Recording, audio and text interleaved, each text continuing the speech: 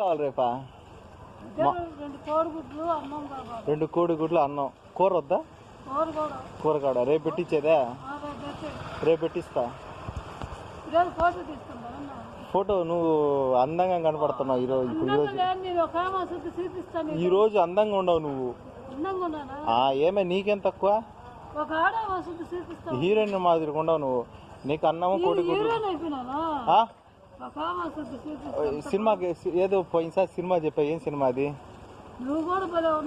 అది కాదు, పోయినసారి చిరంజీవి సినిమా ఏదో అడిగినావు కదా.